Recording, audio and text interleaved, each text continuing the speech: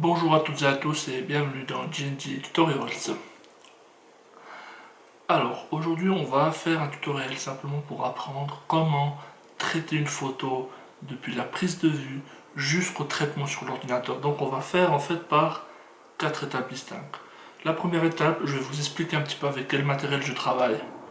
Donc voir un petit peu les spécificités. Ensuite je vous explique de quelle manière je travaille, c'est-à-dire en quel format, quel réglage globalement. Et ensuite, on va aller sur le terrain prendre la photo et on reviendra ensuite ici pour la traiter sur l'ordinateur. Donc voilà, c'est un petit peu les 4 étapes. Alors pour ceux que ça intéresse, je travaille avec un Sony Alpha 77, un APS-C 1,5 fois à 24 mégapixels. Donc c'est un réflexe, on va dire, Sony le qualifie d'expert, mais c'est plutôt professionnel, on va dire, mais pas vraiment expert. Donc c'est un outil de travail, mais c'est pas un outil, voilà, c'est pas un Canon 1DX, donc on va pas pouvoir faire des rafales énormes, hein. 12 images par seconde, mais pas très longtemps. Donc voilà, donc ça c'est le matériel. Ensuite, la manière que j'ai de travailler, c'est en fait, je travaille tout en manuel. Tout en manuel. Donc, c'est-à-dire que tous mes réglages se font manuellement. C'est-à-dire que je choisis la vitesse, l'ouverture et la sensibilité. Alors, pourquoi je fais comme ça? Puisque simplement j'ai remarqué que dans tout plein d'appareils photo, les réglages automatiques, ça va fausser toutes les données. En fait, l'appareil est programmé pour un certain réglage et malheureusement, jamais c'est correct. C'est rarement correct, j'ai rarement ce que je veux. Donc j'ai décidé en fait au début quand je faisais de la photo d'apprendre à travailler en mode manuel, c'est-à-dire que je peux régler tout ce que je veux de la manière dont je veux. C'est-à-dire que je veux faire du paysage, je sais les réglages que j'emploie. Je veux faire du portrait, je connais les réglages. Et en fait ça me permet de travailler assez automatiquement finalement, puisque je peux carrément travailler en aveugle. Donc je sais par exemple quand j'ai un paysage, j'ai pas besoin de réfléchir. Allez, il fait plein soleil, je me mets F11 à 1/125e, sans ISO et je shoot. La photo elle sera bonne. Après, évidemment, il faut la travailler sur l'ordinateur. Ensuite, je travaille au format RAW, toujours. RAW, ça s'appelle en fait brut en anglais. Chez Canon, c'est aussi le RAW, il me semble, et chez Nikon, c'est le NEF, mais c'est la même chose, c'est du RAW. Pour ceux qui veulent en fait avoir directement l'image sans avoir à la traiter par l'ordinateur, prenez en RAW plus JPEG. Certains boîtiers le proposent.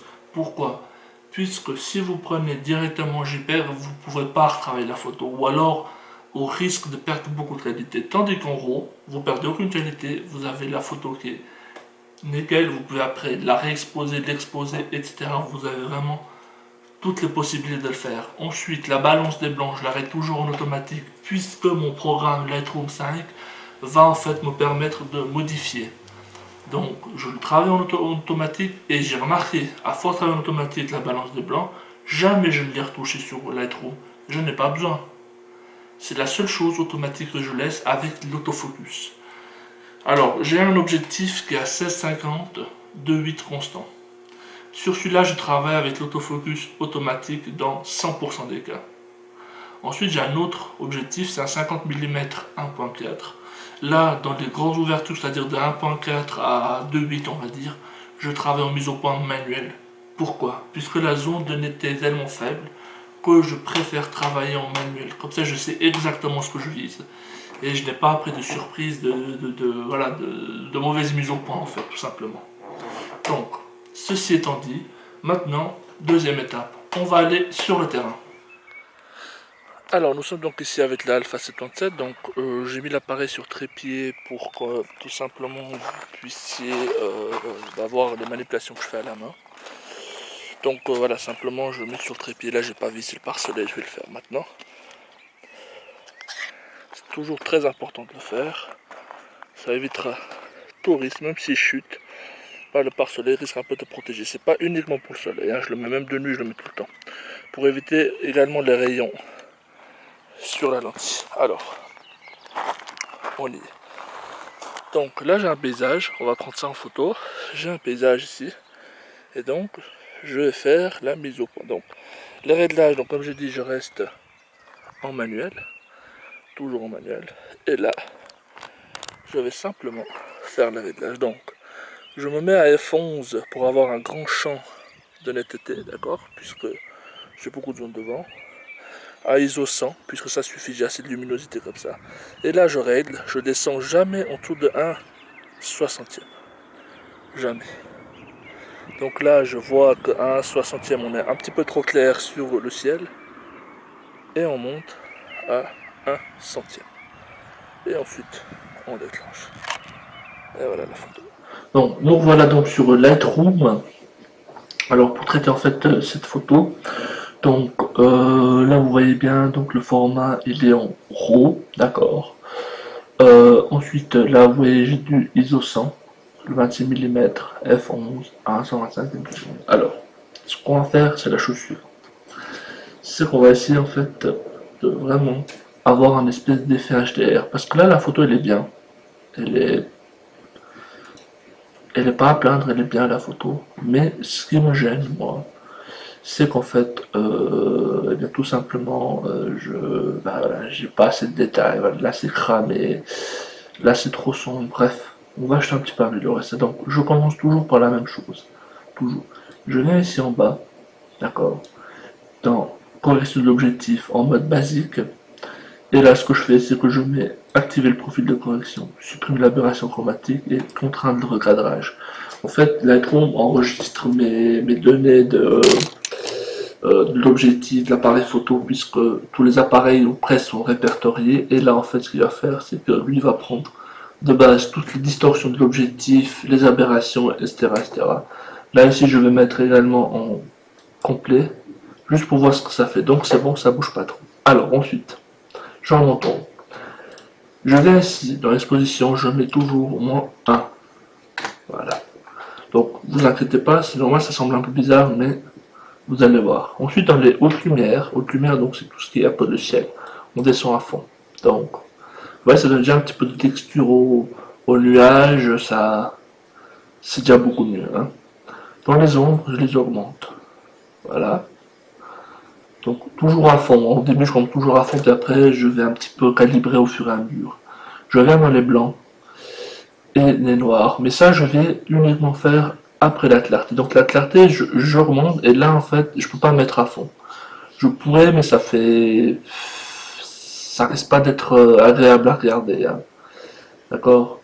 Donc, ce que je vais faire, c'est que voilà, je vais mettre un petit peu comme ça. Voilà. Moi, je me dis, ça me suffit, ça va bien. La vibrance, je l'augmente également. Donc, pas trop. Hein, d'accord. Donc, juste comme ça. Pour faire sortir un peu le vert et le bleu. D'accord. Et je diminue un peu la saturation. Ce qu'il va faire, c'est que j'aurai en fait, dans certains points, la vibrance que j'ai et vraiment pas trop de saturation. Parce que si j'avais mis uniquement moins de saturation et j'avais pas touché la vibrance, ça aurait un fait où j'avais mis moins de vibrance. Enfin, ça touche pas les mêmes tons, donc c'est vraiment bien de faire ça comme ça. Ensuite, je viens ici dans les blancs. Et là vous voyez, j'ai l'histogramme. Ici, j'ai le petit triangle. Et je regarde jusqu'à ce que le triangle devienne blanc. Voilà, le triangle est devenu blanc. C'est-à-dire que j'ai juste des zones cramées. C'est évident, c'est celles qui sont ici. Hein. Donc je baisse un tout petit peu. Voilà. Et les noirs, il y a des noirs qui sont bouchés. Et donc je les descends un petit peu. Hop, voilà. Donc là, on va faire donc voilà la photo de base et la photo ensuite. Donc là, on voit déjà qu'on a une certaine amélioration du travail, mais c'est loin d'être fini. Alors ensuite, je viens ici donc dans TSL, dans tout, et dans le volet saturation. Alors là, je regarde en fait ce que je vais faire. Bon, j'ai du rouge, hein, ce qu'on voit ici, là, mais ça, je ne vais évidemment pas travailler sur la couleur puisque je la supprimerai en post-traitement après. Alors, regardez bien. J'ai beaucoup de vert, donc j'augmente légèrement les verts, mais pas trop, hein, parce que là, c'est vraiment de la saturation, on perd de la prestance de l'image, hein, donc vraiment, on va pas trop fort. Le bleu, on peut essayer de voir ce que ça peut donner, ça fait trop, non, ça va pas, donc je remets à 0. Je remets à 0 en cliquant 2 fois ici sur le bleu. Hein. Voilà. Alors, ensuite, là je touche pas, très rarement, d'accord, il n'y a pas forcément besoin. Ensuite, je remonte tout en haut.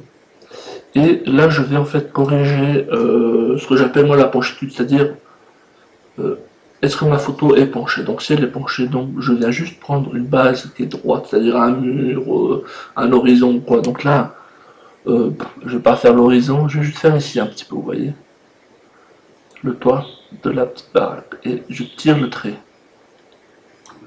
Voilà, ça j'ai l'horizon qui est droit. Vous avez bien vu, je suis venu ici dans angle, et j'ai tracé le trait. Je lui dis à Lightroom que ça c'est un trait droit. Bon.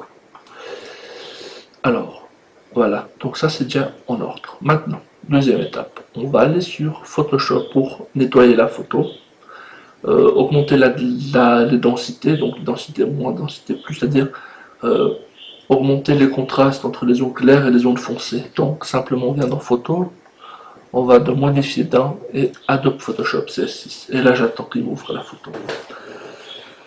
Donc, bon, là je suis un petit peu en rapide, hein, parce que si vous voulez vraiment bien faire, vous pouvez très bien après changer la balance. Je vous montrerai après, mais vous pouvez très bien changer la balance des blancs. Donc, pour corriger un petit peu ce que vous voulez, disons. Donc, alors, là, ça va être simple. Donc, je suis sur Photoshop. La première chose que je fais sur Photoshop, c'est que je, je duplique mon calque. Donc, CTRL J, d'accord. Et ce calque là, je le nomme nettoyage. Nettoyage, simplement en fait enlever les petites choses qui gênent en fait là. Moi sur la photo j'ai pas besoin d'avoir le voilà ça j'ai pas besoin, ici j'ai pas besoin non plus, là tout ça j'ai pas besoin, tout ça on va nettoyer, ça non plus j'ai pas besoin, ça j'ai pas besoin, ça j'ai pas besoin, j'ai besoin de rien. Alors on va faire ça comme ça. Donc je vais venir dans l'outil tampon duplication, voilà, ou bien la touche S, hein, et et là je vais simplement nettoyer. Alors tac, donc je vais faire plus ou moins proprement. Hop, hop, hop, hop, hop, hop. Là je enlève aussi ça, puis ça me dérange, ça me gâche la vue. Ici la même chose, là la même chose. Donc là vous avez j'appuie sur Alt, je sélectionne la zone à côté et je reviens dessus et hop. Voilà, tac, tac, tac. Donc là je vais faire un peu juste là, là aussi ici. Voilà. Là, j'enlève ça. Ici, je viens également faire ceci et ceci. Là, j'en ai encore un petit peu, donc j'enlève. Bon, là, je vous montre vite, hein, très rapidement. Mais bon, bien sûr, vous pouvez faire à la maison, vous faites vraiment comme vous avez le temps, histoire de bien faire les choses. Là aussi, hop. Alors, là, c'est... Bon, la maison, je vais la laisser, hein. Ouais, je vais la laisser la maison, ça peut être intéressant. Là, ici aussi, et là, ici aussi, et là, ici aussi. Voilà. Là, je fais le donc, voilà. La photo est nettoyée. Alors ça va être simple, hein. On va redupliquer ce calque, donc CTRL J, et on va le renommer densité plus. Donc densité plus, c'est en fait toutes les zones qui sont sombres, je vais les assombrir encore plus. Les zones qui sont claires, je vais les éclaircir encore plus. Alors je viens ici, donc sur ici, donc voilà, là j'ai densité moins, densité plus et outil éponge. Bon, l'outil éponge, je m'en sers jamais. Alors je prends l'outil densité plus et je vais venir toutes les. Alors je mets toujours à 10%, hein, l'exposition à 10%. Protéger les tons, ton moyen. Donc je viens là et je diminue d'abord un petit peu la taille. Donc c'est simple, ce qu'on va faire là, c'est simplement, ça va pas être une grosse différence sur les densités, sur la densité supérieure, sur les zones sombres. Ça va être beaucoup plus intéressant sur les zones un petit peu plus claires. Donc on va faire comme ça. Donc les nuages ici, hop, là où j'ai dépassé, donc je reviens en arrière, tac, et je refais. Alors là, hop, je passe ici, je fais très vite, hein. Là je repasse là, voilà, et je repasse ici aussi, là évidemment, ici aussi, là je reviens, là aussi, tac tac, comme ça tout simplement. Donc vous allez tout gentiment. Donc vous essayez un petit peu de, voilà, de respecter un peu la logique aussi, hein, c'est-à-dire de pas non plus abuser, hein, sur les zones.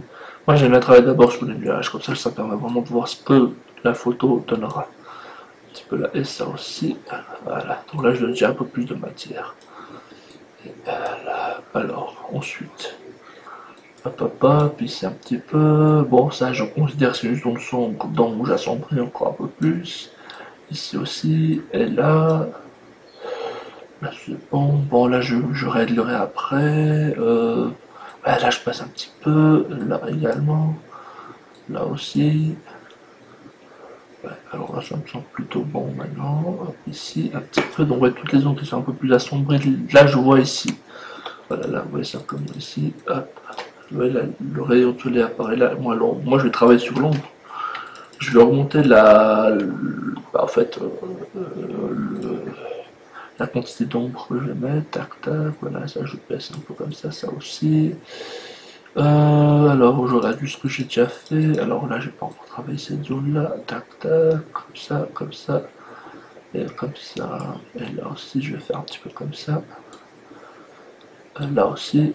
Donc ça on peut après bien sûr chez vous zoomer sur l'image, faire beaucoup plus précis que moi, hein. Mais moi je vous montre ça un peu rapidement, pas que la vidéo dure 2 heures, hein. Ce serait plus intéressant. Alors, là c'est bon. Maintenant, je duplique ce cadre et je vais créer un cadre densité noire.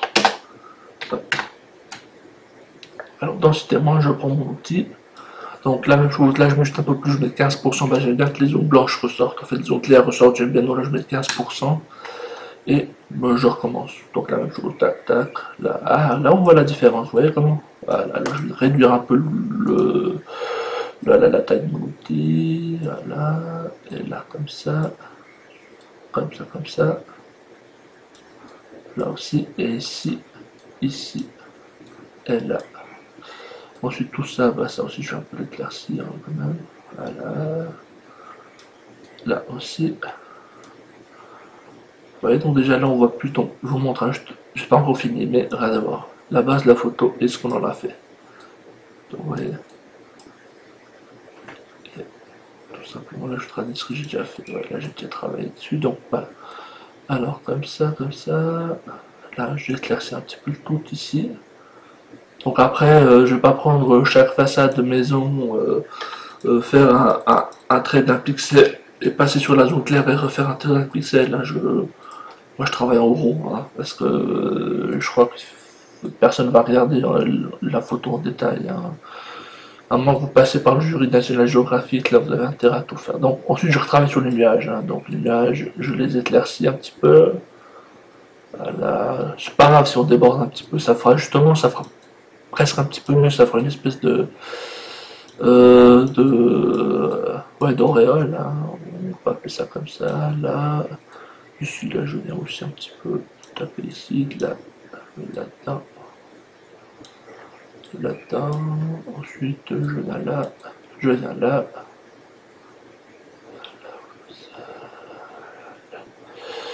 Comme ça, tac, tac. Voilà. Là, je vois que j'ai abusé, donc je reviens en arrière et je vais juste un peu éclaircir ici sur le coin et un petit peu là. Donc là, ça fait trop, donc là, j'arrête. Et voilà, je laisse comme ça. D'accord, donc ça, c'est ma photo de base. Donc, bah, un petit peu dans donc on peut aussi un petit peu éclaircir le ciel, mais bon, là, j'ai un ciel qui est trop détaillé pour être vraiment précis. Sinon, ça me prendra beaucoup trop de temps. Donc, je vous laisse comme ça. Alors, ensuite, je vais là, je fais simplement enregistrer.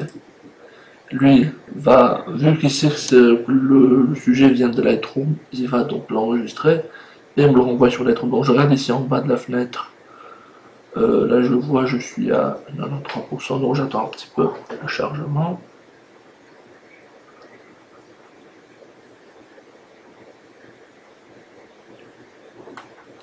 Et dépêche-toi. Donc voilà, c'est un petit peu simple. Bon, chez vous, vraiment, je vous conseille de prendre le temps de faire vraiment toutes les zones, hein. Ça peut vraiment donner plus de pétanque. Ensuite, je vous montrerai un petit peu sur mon compte Flickr, en fait. une photo que j'ai fait donc presque le même cadrage et je vous montre ce que ça a donné, d'accord? Donc là voilà. Je reviens ici sur Lightroom. Et sur Lightroom, je vois que ma photo elle a été traitée. Ça m'a créé ici un fichier, vous voyez, voilà. Donc, ensuite ici, on va faire qu'on ferme juste ça. Donc ici, on peut tenter hein, de juste un petit peu augmenter ici la valeur. Voilà. Vous voyez. Donc là, je mets juste un petit peu plus de jaune. Et vous voyez directement, ça donne une autre vue à l'image. Donc la base, c'est ça, d'accord. Alors je vous montre un petit peu comme ça. Donc, photo de base, c'est ce qu'on a là. Ensuite, avant passage Photoshop, d'accord. Et ici, après passage Photoshop et dernière manipulation, c'est ce qu'on a là. Alors ensuite, bon, ma photo, on considère qu'elle est terminée. Et là, je vais juste un petit peu augmenter la netteté. Voilà, comme ça c'est un peu plus intéressant. Alors, je vous montre déjà la photo, donc j'avais fait une photo. Alors, voilà. Bon, je vais tout faire ça comme ça. Comme ça. Voilà. J'avais ça comme photo de base, d'accord. Donc vous voyez là, j'ai aucune matière ici. Vraiment, j'ai rien. Et avec Lightroom, dans un premier temps, j'avais fait ça comme traitement. Donc vous voyez, je recycle l'élément disgracieux, mais j'avais fait ça comme traitement à la base. D'accord.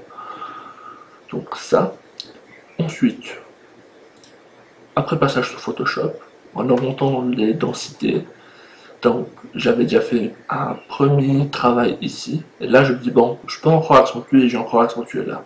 Donc c'est simplement ce travail-là. Aussi la même chose ici, hein, sur cette photo.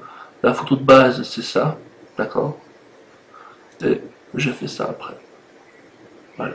Ça, alors pourquoi les nuages sont comme ça? C'est parce que j'ai un filtre ND1000, donc j'ai fait une pause longue et pour créer le mouvement sur les nuages. Donc voilà. Alors voilà, il est maintenant temps pour moi de vous dire merci beaucoup. Merci d'avoir suivi ce tutoriel. On va en faire plein d'autres, je vous le promets. Donc simplement, retenez bien, travaillez au manuel, toujours au manuel. Le boîtier va faire des bons réglages, mais ne sera jamais la même chose que si vous faites vous-même. Et en plus, vous aurez le plaisir de pouvoir régler absolument tout. D'ailleurs, c'est à ça que c'est un réflexe. On achète un réflexe pour avoir tous les réglages manuels. Donc profitez-en. Alors retrouvez nos photos sur le compte Flickr, sur Facebook. On est également sur Twitter, sur YouTube. Donc là vous y êtes. Abonnez-vous à la chaîne, abonnez-vous sur Facebook, abonnez-vous partout. Et simplement, sachez une chose, c'est que shootez en manuel. Je vous remercie beaucoup. On vous met tous les liens dans la description. N'hésitez pas à demander des vidéos, vous voulez des tutoriels, vous voulez tout simplement. N'hésitez pas à demander dans les commentaires. Rajoutez-les sans souci. Et nous, on s'occupe de vous faire des vidéos. Merci beaucoup et à tout bientôt.